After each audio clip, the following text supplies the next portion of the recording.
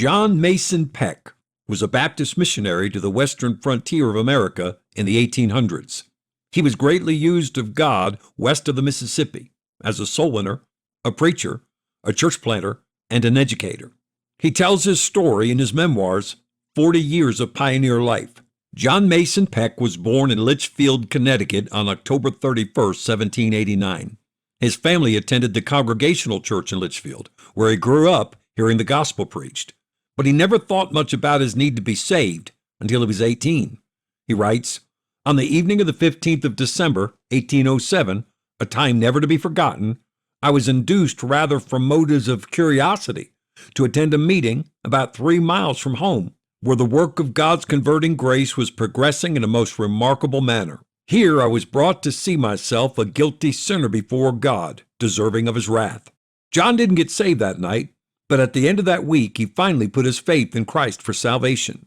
In 1809, John married Sarah Payne, who had also gotten saved during that revival, and who also attended the Congregational Church of Litchfield. The birth of John and Sarah's first child would become a pivotal moment in their lives. It was expected that they would present their baby for baptism. John had studied the Bible regarding baptism, trying to reassure himself that baptizing their newborn was scriptural. But as John wrestled with the question, Sarah stated firmly that she had no confidence that there was scriptural authority for baptizing their baby. After several months had passed, their pastor, Lyman Beecher, met with the Pecks to persuade them that baptizing their infant was vital. After several meetings, Pastor Beecher was unsuccessful at convincing John and Sarah Peck that paedobaptism was in the Bible. Shortly thereafter, the Pecks moved to Windham, New York. There, they began attending the Baptist Church of New Durham, where both John and Sarah were baptized and joined the church.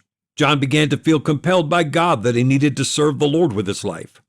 He was licensed to preach, and then he became the pastor of a small Baptist church in the nearby town of Catskill. He was ordained on June 13, 1813. And 1 year later, John Mason Peck was called to pastor a Baptist church in the small town of Amenia, New York.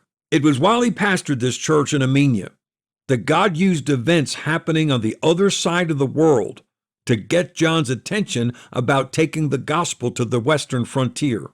This is amazing.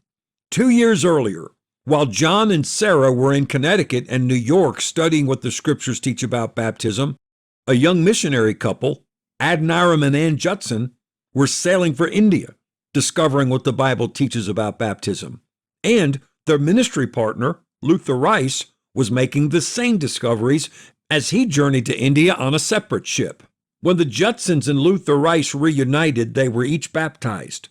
And then their integrity demanded that they could not continue to receive Congregationalist support without reporting to their supporting churches that they had become Baptists. The Judsons stayed in Burma and established the work there, while Luther Rice returned to America to report their new scriptural views. When the Congregational churches learned that Luther Rice and the Judsons had become Baptists, they dropped their support immediately. So Luther Rice began to meet with the Baptist associations to present their cause. The Baptists rallied to support the gospel mission to Burma, forming the Baptist Board of Foreign Missions. In June of 1815, Luther Rice presented his case at a meeting of the Warwick Baptist Association in New York State. 26-year-old Pastor John Mason Peck was at the meeting, and he was so enthusiastic about Luther Rice's mission that he invited Luther to come home with him.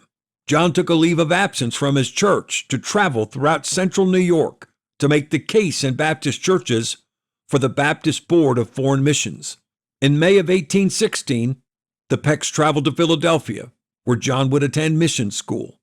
1 year later, he was approved by the mission board to go to the western frontier as a missionary. He wrote in his journal, "I have put my hand to the plow. O Lord, may I never turn back, never regret this step.